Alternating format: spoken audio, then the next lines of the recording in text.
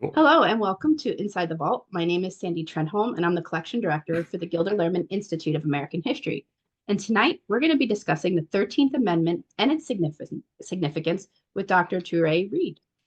And tonight's featured document is one of our copies of the 13th Amendment. It's really cool. It's one of my favorites.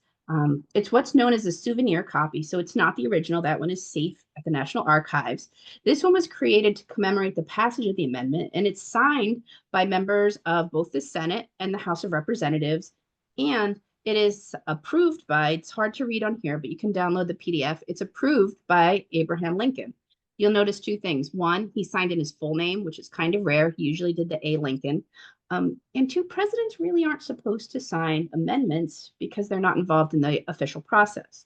So on February 7th, Congress gently censored him because he shouldn't have signed it. Kind of another cool thing about ours, it is handwritten. And if you're thinking it looks fuzzy, it is a little bit. It's written on vellum, which is animal skin. So the ink naturally just feathers out a little bit. And our particular copy is very sensitive to humidity. Vellum in general is sensitive to humidity, but ours is very reactive. And we had noticed that it moved around a little bit. When it got dry, it would pull back. And so we wanted to stop that. We built a special microclimate enclosure for it. And if you were to open it up, the document itself has dozens of little paper straps strapping it to a board. They're pressure sensitive, so if the document tries to pull away from it, they'll snap the strips will break and preserve the document. But we also have ArtZorb and a couple of other things within the case to keep it safe and sound and preserve it for the rest of history. It's kind of a cool document just to think about from the conservation, the physics of it. But we wanted to find a fantastic historian to talk with us tonight, and I'm thrilled to introduce Dr. Touré Reed. He is a professor of 20th century U.S. and African American history at Illinois State University. He's an author of Not Alms, but Opportunity, The Urban League and the Politics of Racial Uplift, 1910 to 1950, and Toward Freedom, The Case Against Race Reductionism. Dr. Reed's currently working on his third book-length monograph, Menace to Equality, How the Entertainment Industry Sold Reaganism to Black Americans. And I have to say, Katie and I were talking before, and we really want to read that book. So you have to let us know when that comes out. So Touré, it is an absolute pleasure to have been working with you on this program, and I am looking forward to learning more from you tonight. Thank you so much for that wonderful introduction. I couldn't have asked for a better one. Good evening. Before I get going, I'd like to give a special thanks, of course, to Sandra Trenholm, Katie Heiserman, and Taylor Williams. As they know, I've taken full advantage of the cliche absent-minded professor. So they were wonderful in keeping me on task. I'd also like to thank one of my graduate school professors, who is also a longtime inspiration, Barbara Jean Fields. I'm honored to have the opportunity to speak with you this evening. I gather that public school teachers normally comprise a large share of the audience for these events. I don't know if any of you know this, but the university where I teach, Illinois State, is home to one of the largest history education programs in the United States, which means about 70% of our roughly 450 history majors are studying to be high school history or social science teachers. Having the opportunity to teach high school history teachers is probably my favorite thing about my job, because when I was in high school, I hated history classes. The problem was that my history teachers called on us to memorize and regurgitate simplistic triumphalist accounts of American exceptionalism that usually condensed into tales of greats, firsts, and politics-free wars. Put another way, we weren't so much learning US history, we were being catechized. Were it not for the fact that I'm a professor's kid, I would have concluded history sucked, but I knew history was more than this. So I didn't hate history, I actually just hated how it was being taught to me at that time. Though it would be accurate to say the narratives we got in school tended to omit or minimize ugly subjects, the fundamental problem with my high school history courses in the late 1980s was that they rejected complexity. Times have changed. However, if TikTok and IG have taught me anything, we remain uncomfortable with complexity because too many of us equate calls for complexity with a capitulation to bad things or bad people.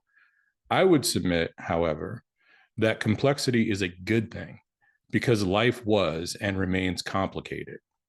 This gets me to what's fun about speaking with you on the importance of the 13th Amendment. And that is, as you know from this introduction, I'm actually a 20th century US historian and with a specialty in African American history. Obviously, I believe the study of the American past is important on its own terms. But truthfully, I'm most interested in studying the past for what it might teach us about the present. Of course, if you study history to make sense of the present, you better embrace the complexity of the past, because if you don't, you won't be able to draw any useful lessons. This gets us to the specific topic for tonight to address. I'm going to talk to you this evening about a couple of important things. First, I'm going to distinguish between two important state actions that would bring an end to slavery in the United States: the Emancipation Proclamation and the 13th Amendment. Second, because I'm a 20th century historian, I will distinguish between these two acts of the executive or Congress in the states by exploring some points of confusion about the Emancipation Proclamation and the 13th Amendment, as can be seen in Juneteenth, which I will be super quick about because we're pretty far from June at the moment, and the alleged links between mass incarceration and the 13th Amendment. So now I'll just go ahead and dive right into the talk. You all know that in June of 2021, President Joe Biden signed into law a bill establishing Juneteenth as a federal holiday. A lot of people had not heard of Juneteenth before then, though I've known many people who attribute this ignorance to African-American, this ignorance of Juneteenth to an ignorance of African-American history. Truthfully, most who hadn't heard of Juneteenth prior to 2021 were unaware of it because Juneteenth recognized an event that was specific to Texas. In fact, Juneteenth was first celebrated in Texas on June 19, 1866, to commemorate the enforcement of, wait for it, the Emancipation Proclamation in Texas. When reflecting on Juneteenth in a controversial Netflix special, comedian Dave Chappelle correctly stressed that President Lincoln had declared slaves in Galveston, Texas, free before they had received word of the presidential promulgation. In fact, President Lincoln issued the preliminary order of emancipation in late 1862. I'm going to come back to the full implications of this point, but for now, there are a couple things you should keep in mind about this matter. First, although Lincoln issued the Emancipation Proclamation on September 22, 1862, it would not take effect until January 1, 1863. Second, Lincoln's proclamation conferred freedom exclusively to slaves residing in territories that were not under Union control as of January 1, 1863. The Emancipation Proclamation was a monumental act since it made clear that the Civil War was to be a war of emancipation, not simply a war of reunification. Nevertheless, since the Emancipation Proclamation conferred freedom only to slaves residing in Confederate territories, it did not technically end slavery. This sets the stage for us to appreciate the peculiar importance of the enforcement of the Emancipation Proclamation in Texas and its special place in the history of Black Texans. On June 19, 1865, Union General Gordon Granger arrived in Galveston, Texas, where the Union would now enforce the Emancipation Proclamation. It's worth stressing that enforcement of the Emancipation Proclamation in Galveston occurred not just 2.5 years after it took effect, but slaves in Galveston were not set free until more than 2 months after both the conclusion of the Civil War and Lincoln's assassination. It would be a given that word of emancipation was a joyous occasion for the recently emancipated slaves. So 1 year later, June 19, 1866, the freedmen in Galveston celebrated the first Jubilee Day, what Juneteenth was called prior to the 1890s. Over the next couple of decades, Juneteenth celebrations took hold across Texas. During the Reconstruction Era, Juneteenth festivities were often wed to political rallies and voter education campaigns. However, with the defeat of the interracial populist political insurgency and the rise of the Jim Crow regimes, political mobilization would cease to be a significant component of Juneteenth celebrations by the dawn of the 20th century. In 1980, the Texas state legislature would finally make Juneteenth a state holiday, but as you would expect for most of its history, Juneteenth celebrations were regional.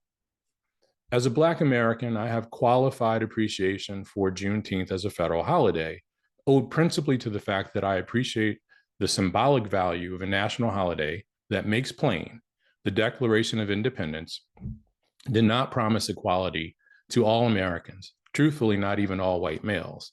In fact, for the vast majority of African Americans, freedom and titular citizenship rights would come only with the Civil War. As an historian, though, I have long identified the ratification of the 13th Amendment, December 6, 1865, not Juneteenth, as Black Americans' Independence Day. Indeed, while most of us have come to think of Juneteenth as the celebration of the end of slavery in the United States, it was the 13th Amendment, not General Gordon Granger's Order Number 3, that formally abolished chattel slavery in America. To help explain what informs my train of thought, I want you to recall 2 points I made previously. The first pertains to Juneteenth's relevance to Black Texans, while the second concerns the Emancipation Proclamation's purview. Although Juneteenth's local significance is indisputable, the Union Army had enforced the Emancipation Proclamation much earlier in other states. Charleston, South Carolina, for example, the Emancipation Proclamation freed slaves in Charleston, South Carolina in February 1865. Unsurprisingly, many Black South Carolinians had long celebrated their equivalent version of Juneteenth, Emancipation Day, in February. The Emancipation Proclamation's scope likewise reveals another problem with the tendency to treat Juneteenth as African American Independence Day. Because the Emancipation Proclamation applied only to territories engaged in insurrection at the start of 1863, it applied neither to already conquered territories nor border states. The 4 slaveholding states that remained in the Union, Missouri, Kentucky, Maryland, and Delaware, along with West Virginia, which essentially seceded from Virginia during the Civil War. I want to give you a couple of examples of what this actually meant. Let's take a quick look at the case of Louisiana. Having surrendered very early in the Civil War, Louisiana was already under Union control by late 1862. So slavery in Louisiana continued on for more than a year following Lincoln's proclamation. The story does not end there, however. In 1864, Louisiana would become the first of the former Confederate states to draft a new state constitution, which, in compliance with Lincoln's plan for Reconstruction, abolished chattel slavery. Crucially, Louisiana's 1864 Constitution abolished slavery more than a year before General Granger would inform slaves in Galveston, Texas, of Lincoln's proclamation. So Louisiana provides yet another, albeit complicated, example, and that's our watchword, complicated, example of the reality that the equivalent of Juneteenth occurred at different times throughout the South. The border states further reveal the problem posed by taking the enforcement of the Emancipation Proclamation in Galveston or any place else as Black Americans' Independence Day. Though exempted from the Emancipation Proclamation, Maryland, Missouri, Tennessee, and West Virginia abolished slavery prior to the Civil War's conclusion. Delaware and Kentucky, by contrast, did not formally abolish slavery until the ratification of the 13th Amendment in December of 1865. In other words, slavery continued on legally in the 2 border states and in violation of the Emancipation Proclamation in pockets throughout the rural South. After Juneteenth, I want to stress that, after Juneteenth, precisely because it is the 13th Amendment, not the Emancipation Proclamation, that abolished chattel slavery in the US. So let's move on to the 13th Amendment. Over the past several years, the 13th Amendment has gotten a surprisingly bad rap as a growing number of Americans have come to identify the 13th Amendment as the origin of contemporary mass incarceration. Ava DuVernay's Netflix documentary, The 13th, popularized this contention, although, as historian Darrell Scott, who I also worked with in graduate school at Columbia, Darrell Scott has argued the claim dates back to the prison rights movement of the 1960s. The insistence that the 13th Amendment is responsible for mass incarceration today rests largely on a narrow and somewhat ahistorical interpretation of the Civil War's Felony Exception Clause. The relevant language is found in Section 1 of the 13th Amendment, which reads, "Neither slavery nor involuntary servitude, except as a punishment for crime whereof the party shall have been duly convicted, shall exist within the United States or any place subject to their jurisdiction."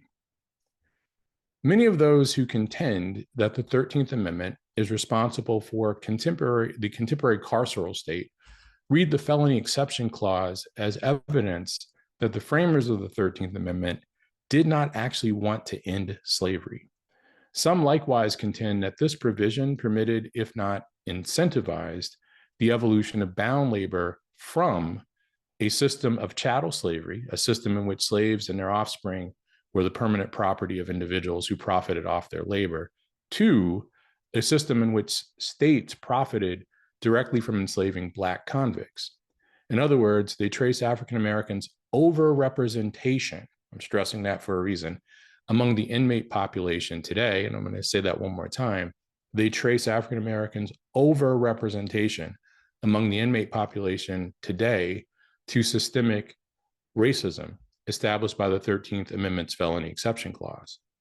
If one views the 13th Amendment through this lens, then the Felony Exception Clause is a poison pill that both taints the 13th Amendment's significance and disqualifies it from commemoration. The problem is, however, efforts to trace contemporary mass incarceration to the 13th Amendment's Felony Exception Clause rest on sandy ground. So now I'm going to walk you through just a few of the problems with the now commonplace contention. First, the 13thers, as historian Darrell Scott calls them, contention necessarily downplays the centrality of slavery to the Civil War. To cut to the chase, from the start, the Civil War was about slavery. The Republican Party of Lincoln was, in fact, an anti-slavery party.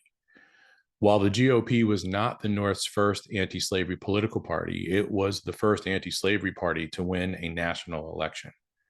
The Republican Party succeeded where the anti-slavery liberty and free soil parties that had preceded it had failed, largely because the Republicans cobbled together, under the banner of something called free labor ideology, a broad anti-slavery coalition consisting of abolitionists, farmers, working men, shopkeepers, and big business, united in the view that slavery was not merely immoral, but it was a drag on American democracy and economic development. But even as Republicans saw slavery as an impediment to the nation's economic development and slaveholders as despots with little regard for democracy, a conclusion many white Northerners came to during the political crises of the 1850s, they believed that the federal government did not have the authority to abolish slavery. Indeed, prior to the ratification of the 13th Amendment, the U.S. Constitution permitted chattel slavery by way of three constitutional accommodations: the Three-Fifths Compromise, the authorization of the Atlantic slave trade through 1808, and the Fugitive Slave Clause. Therefore, Lincoln and the Republicans could not call for the immediate abolition of slavery. Instead, the Republicans were determined to halt slavery's geographic expansion, which they argue was consistent with the framers' intent. After all, the U.S. Constitution had made no provisions for slavery's expansion, partly because the system of chattel slavery appeared to be economically moribund, dying, not very profitable in 1788. To be sure, cotton slavery would be very profitable at the time of Lincoln's election in 1860. However, slavery's profitability hinged in no small part on the institution's physical expansion, owed to cotton production's exhaustion of the soil. The implications of Lincoln's proposed containment policy were crystal clear to the leaders of the slaveholding states. Between December of 1860 and the summer of 1861, 11 of the nation's 15 slaveholding states, I'm going to stress that, 11 of the nation's 15 slaveholding states would secede in explicit defense of slavery. Indeed, the secessionist states cited as chief among their concerns the growing antagonism of northern states toward the slaveholding states.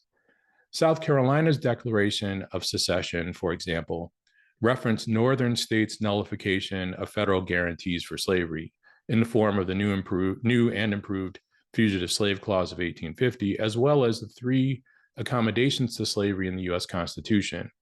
Since their grievance included the non-slaveholding states' refusal to comply with federal protections for slavery, the Palmetto State's justification for secession could hardly be described as a principled case for states' rights.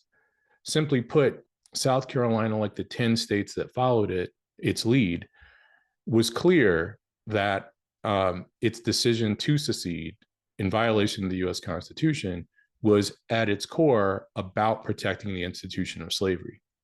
The fact that the Civil War was about slavery is important to understanding an obvious problem with the contention that the 13th Amendment established the basis for the re-enslavement of Black Americans.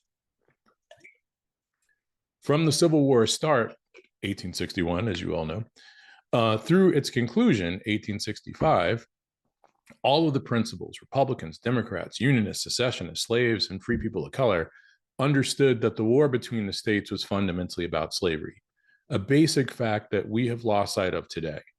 Since the North paid a steep price for its war against the Southern slaveocracy, Northerners would not have abolished slavery only to lay the groundwork for its reintroduction. This point is amplified by the congressional debates over the 13th Amendment, which were certainly complicated.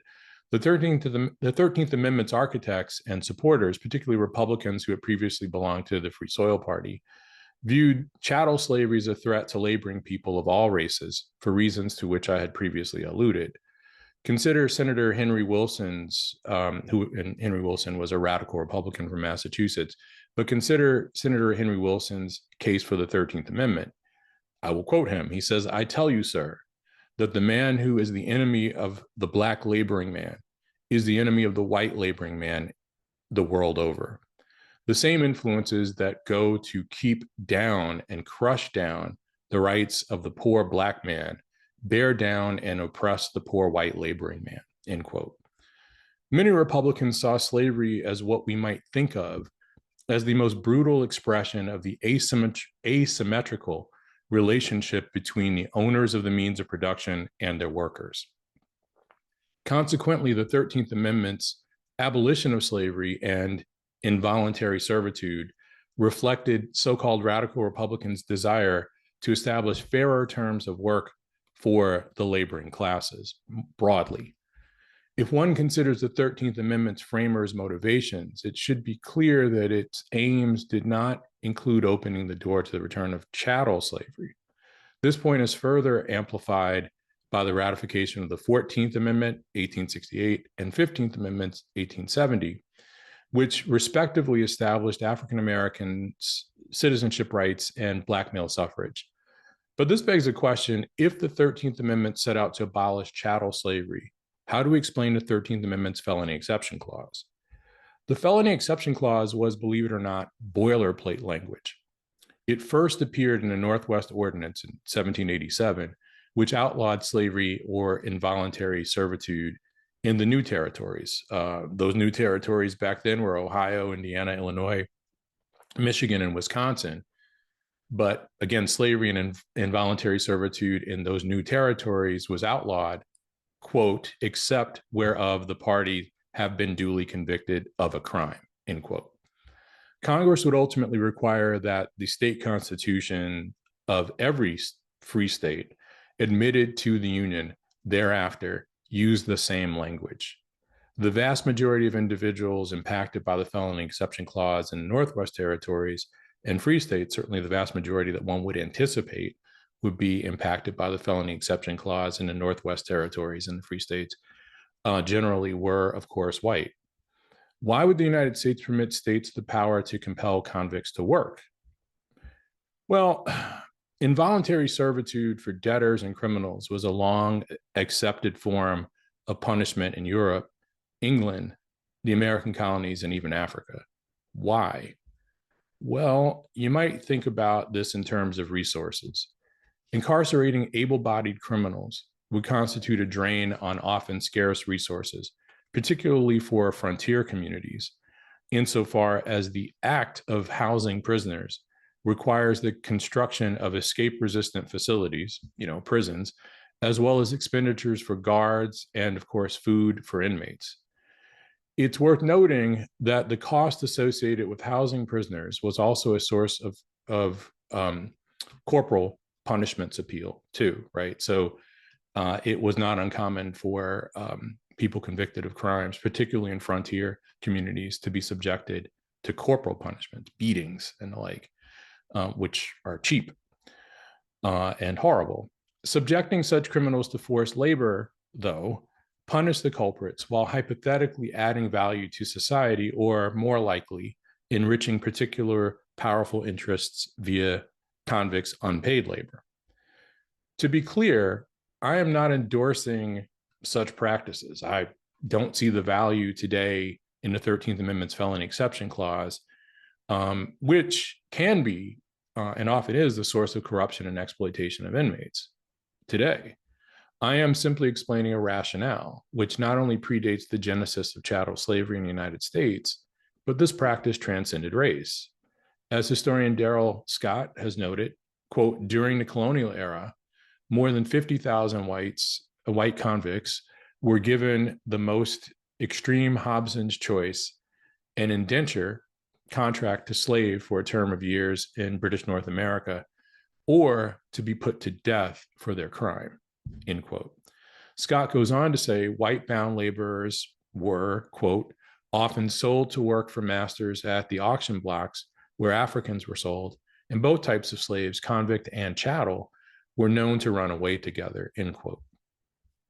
The potential anti-democratic implications of compelling convicted felons to work are undeniable, as the profit motive could easily incentivize states to enact laws designed to incarcerate the poor and the literal disenfranchised.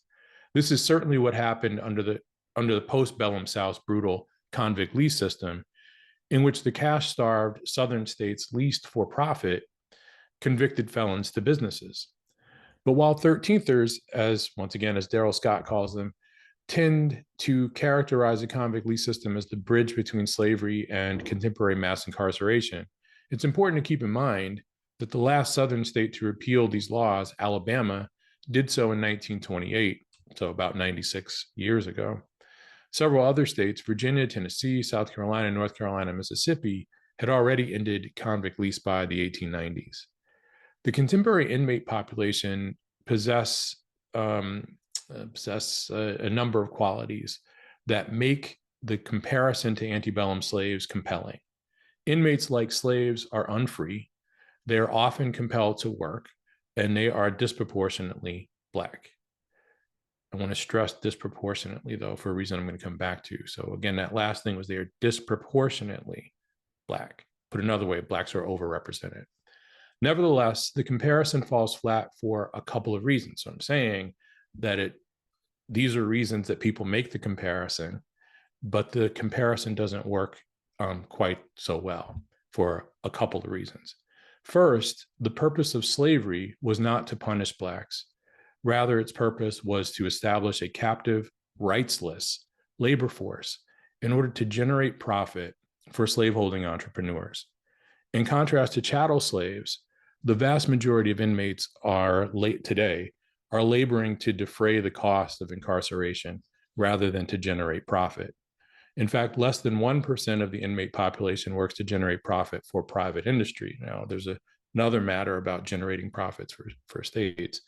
Second, the mechanisms for determining which populations would be victims of chattel slavery versus those who would comprise today's inmate population are very different. In the case of chattel slavery, lineage, one's race, but also the legal status of one's mother, determined whether one was slave or free. By contrast, the inmate population is comprised primarily of people who have committed crimes. This is why in 1860, and I want to stress this, African Americans accounted for 100% of the nation's chattel slaves, again in 1860, but today, Blacks account for a little more than a third of the total US inmate population, with whites and Hispanics accounting for about 60% or so of the inmate population. The function of mass incarceration, then, is not to reinstate slavery by another name, nor does it make sense to think of the non-Black inmates as collateral damage in a centuries-old war on Black people, as legal scholar Michelle Alexander has claimed. Scholars such as James Foreman Jr., John Clegg, and Adnair Usmani and Marie Gottschalk have convincingly dated the era of mass incarceration to the 1960s, not the 1860s, but the 1960s, partly because legislation like President Johnson's Law Enforcement Assistance Act of 1965, Presidents Nixon's and Reagan's respective wars on drugs, and the Clinton era Violent Crime Control and Law Enforcement Act of 1994 contributed directly to mass incarceration. But federal legislation is only a small part of the story.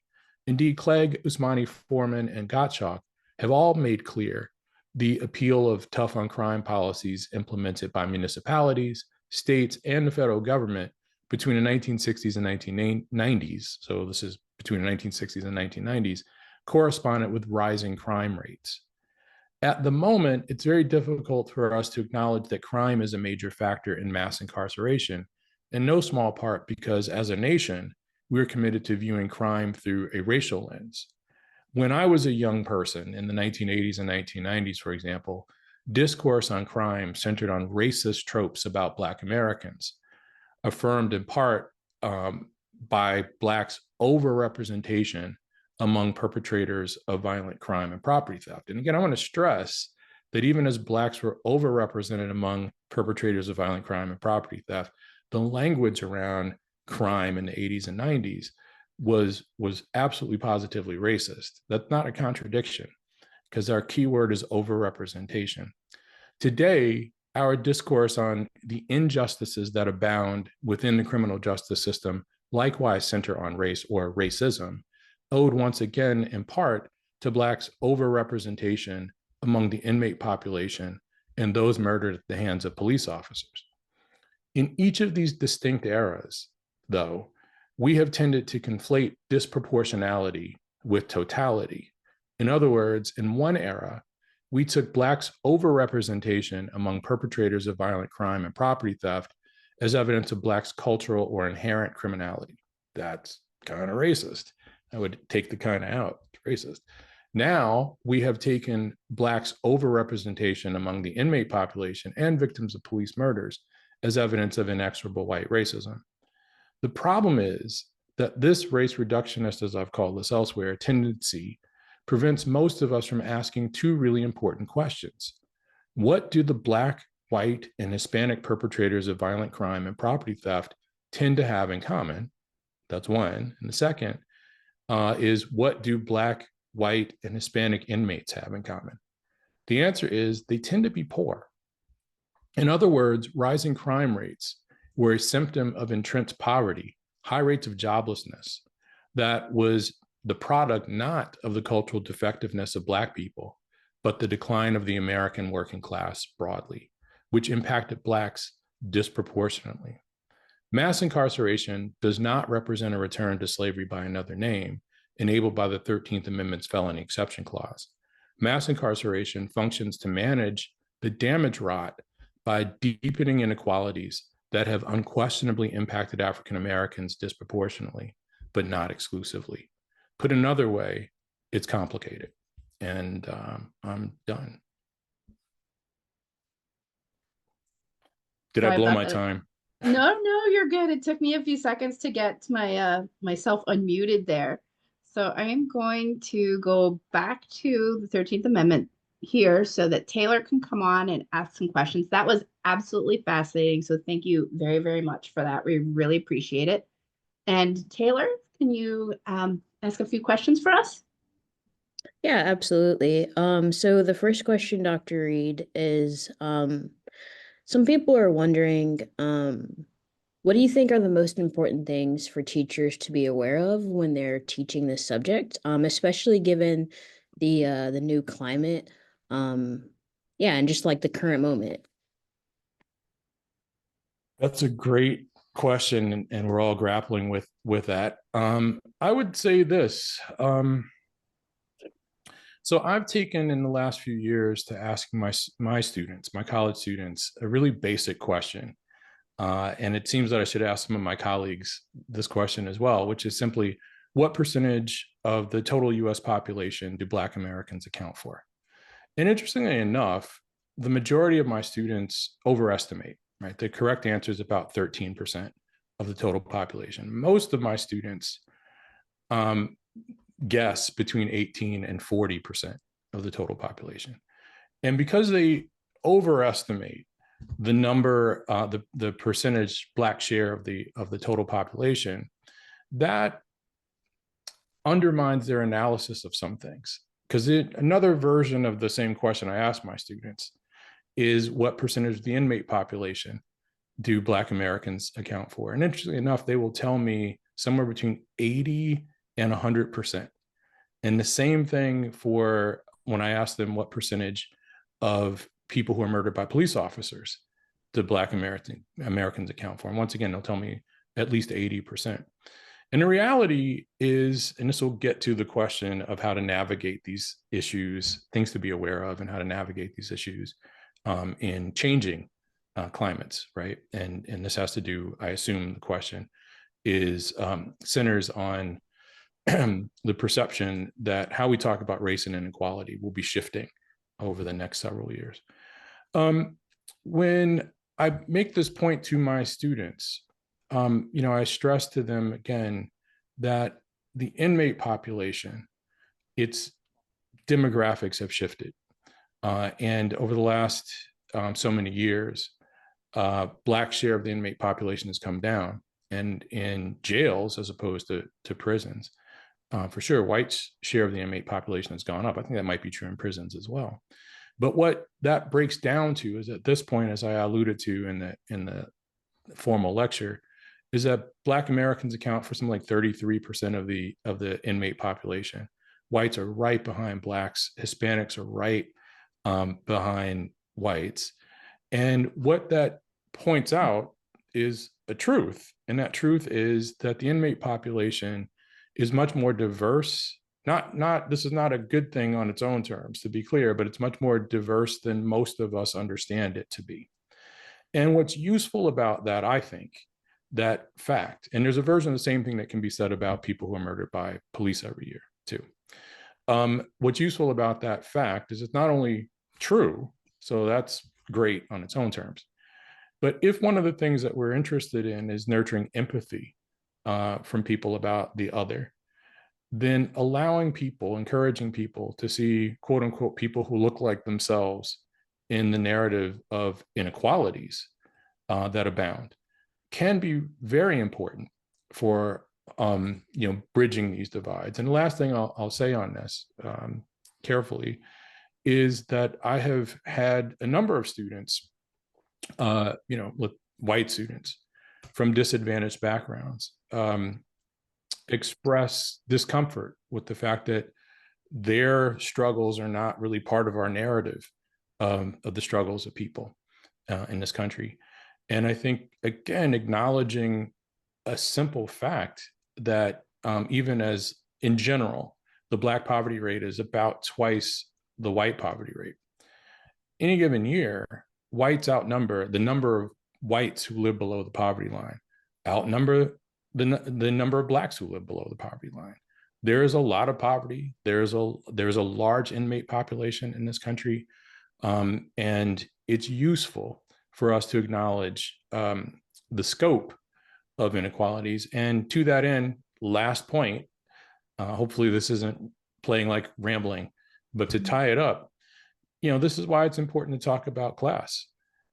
That was important in the 80s and 90s because we didn't talk about class, we talked about race, and the presumption was that Blacks were overrepresented among perpetrators of violent crime and property theft because there was something wrong with Black people. But the reality is, had we talked about class then, what we would have observed and maybe responded appropriately was that the Black perpetrators of violent crime and property theft, and ditto for the white and ditto for the Hispanic perpetrators of those crimes, tend to be poor. If we want to address the crime rates and, of course, mass incarceration. We have to address the problem of entrenched economic inequality. Taylor, I do you hope want to that ask was another one? helpful. It was very helpful. Yes, thank you for that, Dr. Reed.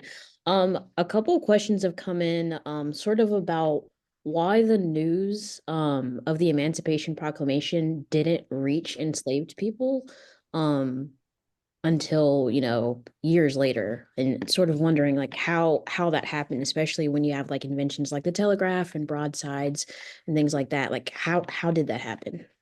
Yeah, I mean, I think this is a pretty straightforward proposition. There are two related things happening. One is that if you consider, even if there's a telegraph, right, and broadsides, how would slaves have had access to it as slaves, right? They wouldn't have had access to that. The other related thing really comes down to the fact that the South was very much a frontier society, and the distance between, often enough, even farms and plantations, was pretty significant, right? I mean, even living in the Midwest, there I don't live too far from an agricultural community. Many people around here grow soy and corn, for what it's worth, and I had no idea before I moved to the Midwest what an acre is, but an acre is about the size of a football field.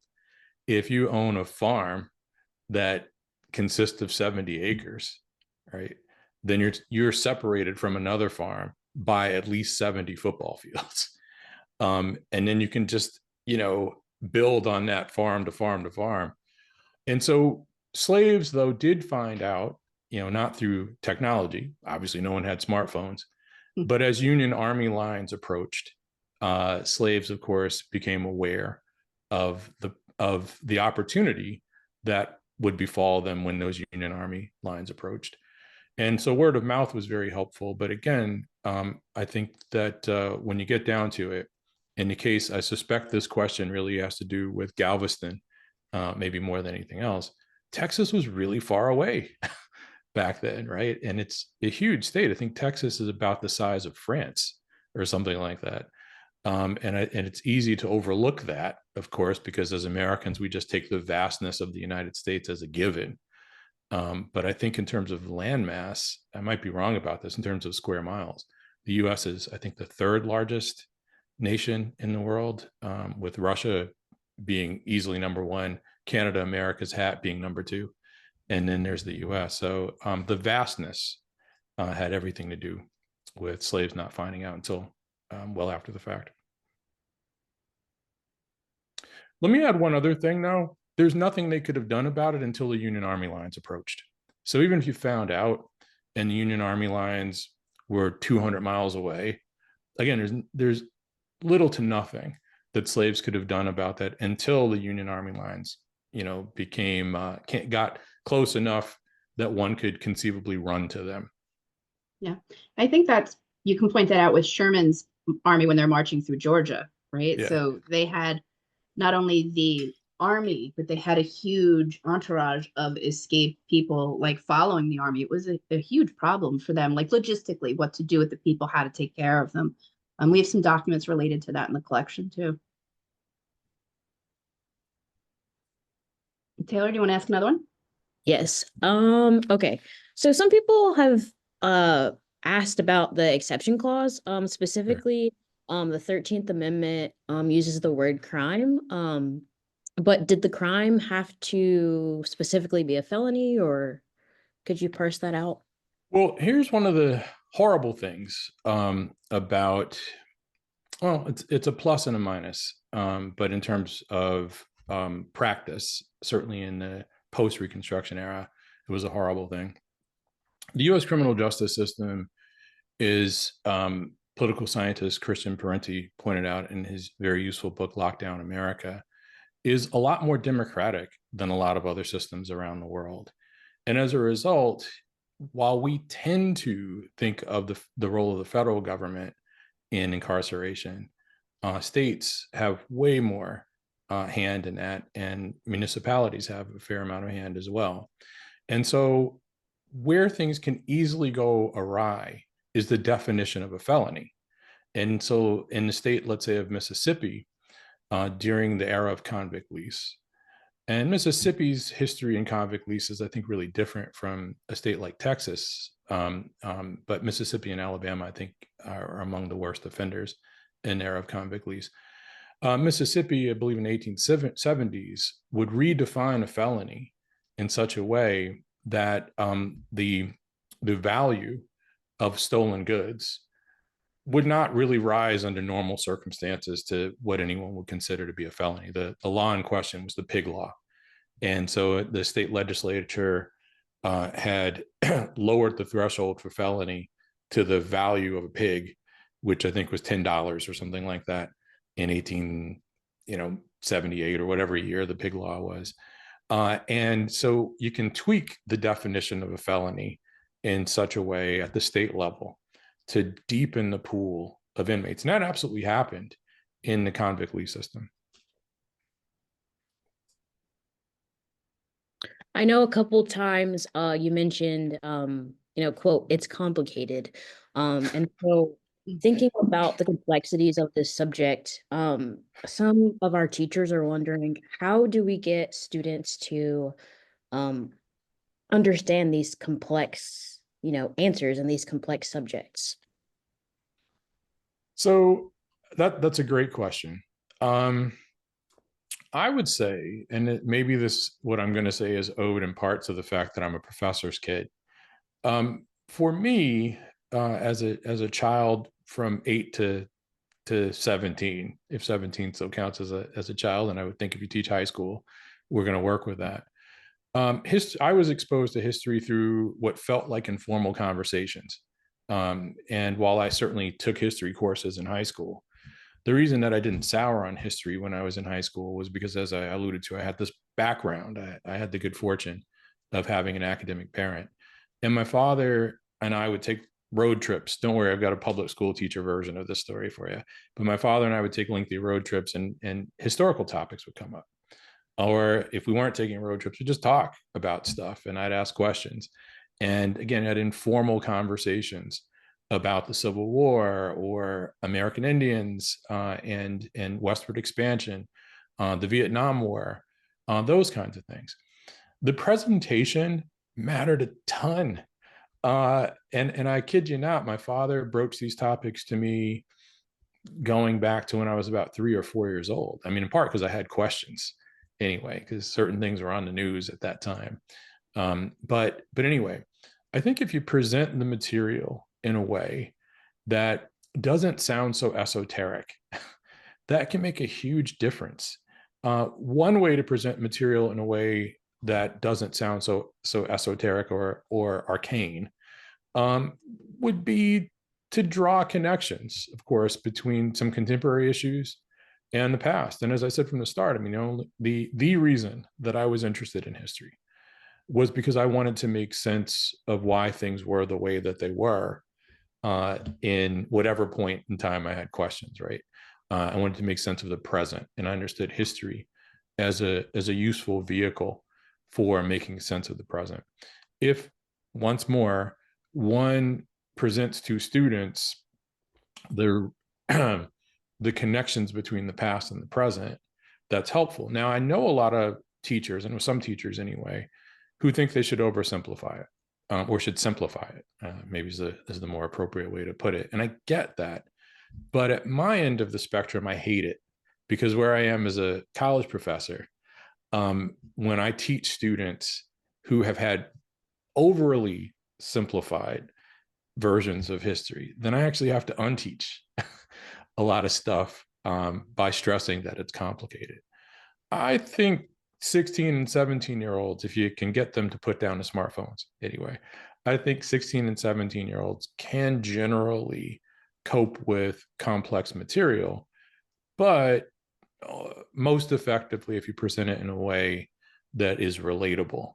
And again, just to beat this dead horse, from my vantage point, thinking about the heterogeneity of America, highlighting it's complicated nature of mass incarceration, or it's complicated nature of police murders. And when I say it's complicated, I mean the demographics don't play out the way that the mainstream media would encourage you to look at it, right? Pointing those things out can have an effect that I think a lot of people don't realize.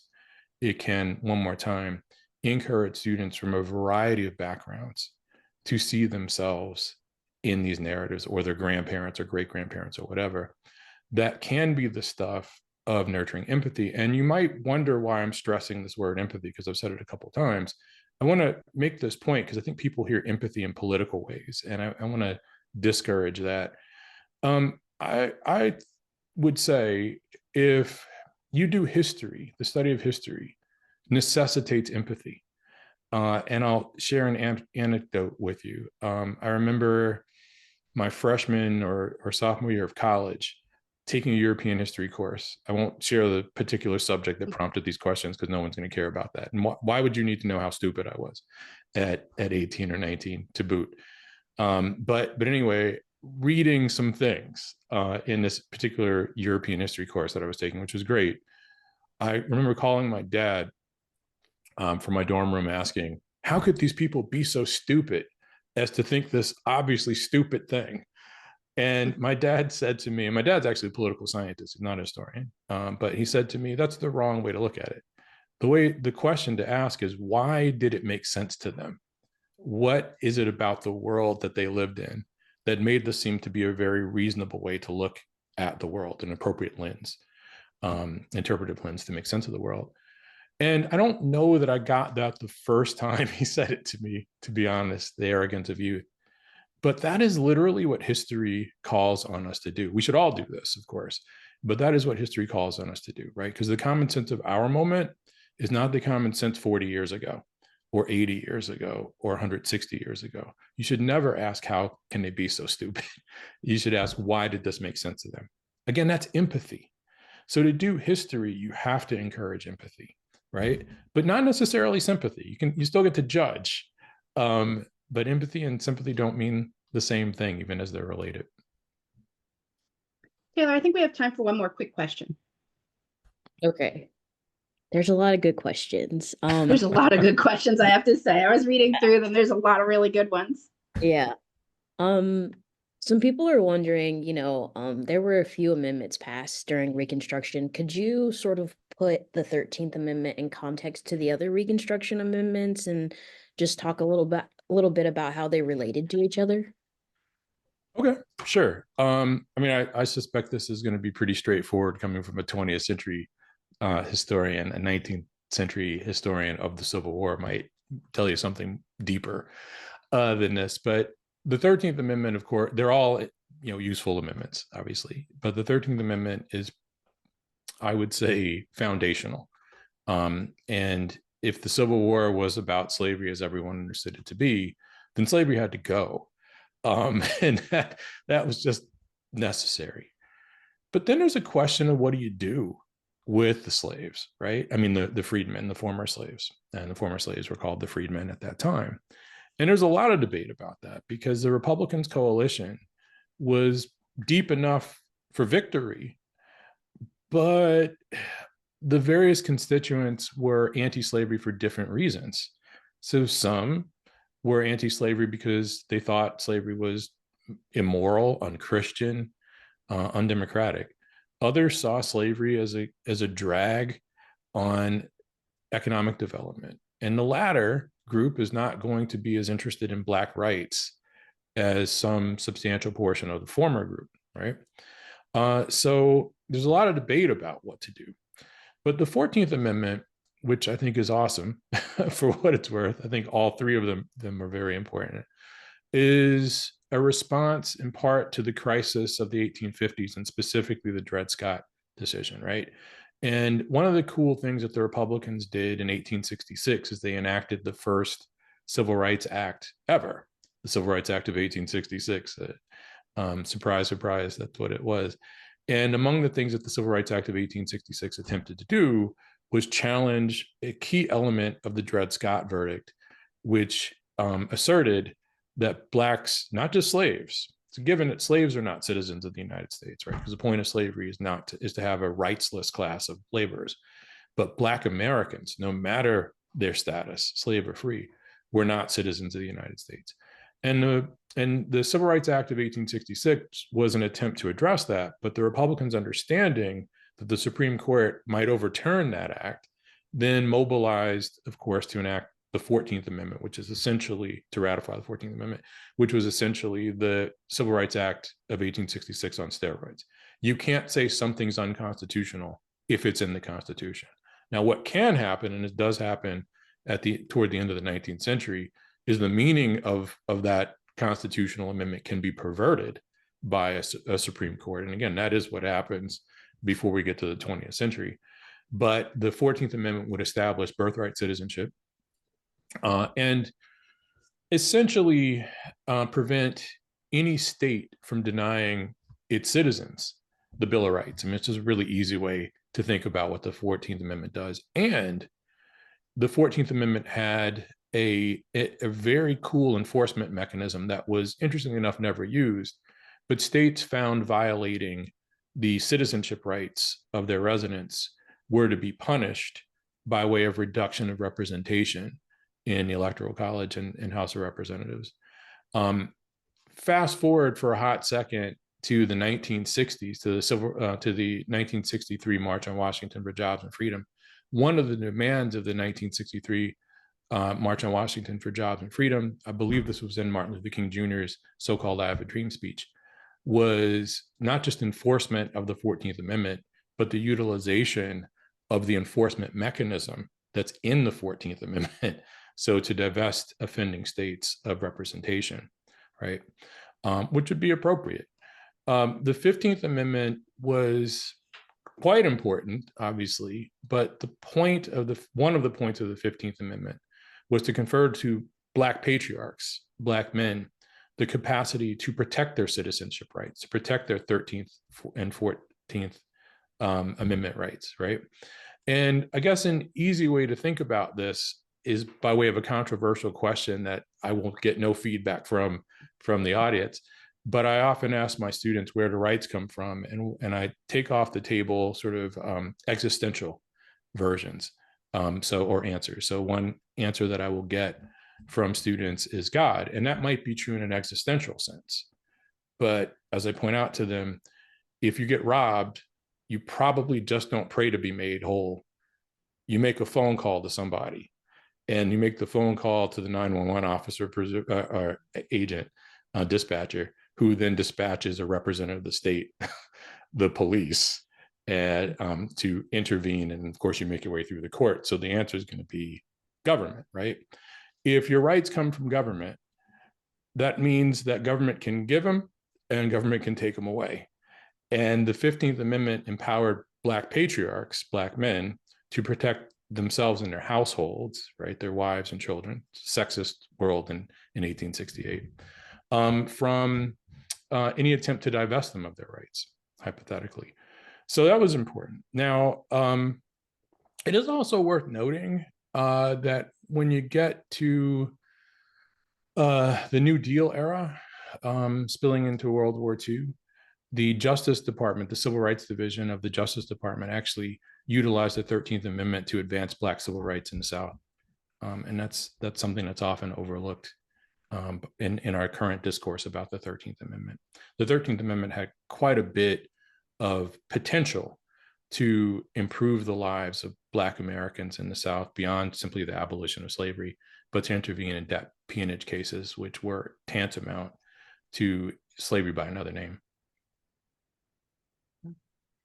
We have a program we did a few years ago on women's suffrage, and in the 1870s, a group of women tried to use the 14th Amendment in order to secure the right to vote by saying like they were citizens, so therefore they should have the right to vote. And that case went to the Supreme Court under Minor v. Habersaat. So it's interesting how people have tried to use the 14th Amendment over the years too. All right, and I think with that, it's 8:01, so perfect timing for us. Do you have any final thoughts you want to leave us with tonight, Touré? Hey, it's been wonderful to be here and to meet with you all virtually, and I appreciate the opportunity. Yeah. And I love talking about complicated history. I love the looks on kids' faces when they realize that it's not as black and white as our textbooks make it out to be, and that there's a lot of nuance to what they're learning. So we have a couple of upcoming programs we wanted to share with you all tonight. Our next Inside the Vault is February 6th, and we're going to be talking about John Adams' letter to Benjamin Rush. And they're talking about the 10 talents of George Washington. They are written from Adams's perspective, so they might not be exactly what you're thinking. It is probably one of the funniest letters I have ever read. So we're looking forward to that one.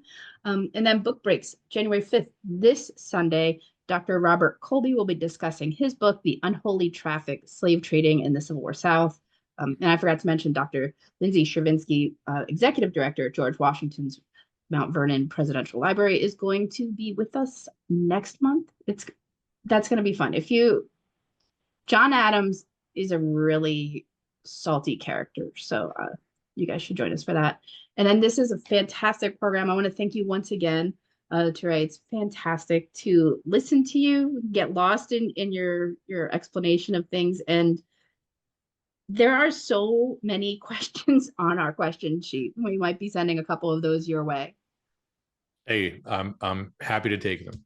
All right. Off the clock or on. So all right. Well, thank you. And everybody have a wonderful weekend and a great New Year. I forgot it was January 2nd. So thank you for joining us the day after New Year's. We really appreciate it. Oh, my pleasure. Okay, Thank you. Thank you. Right. Bye-bye.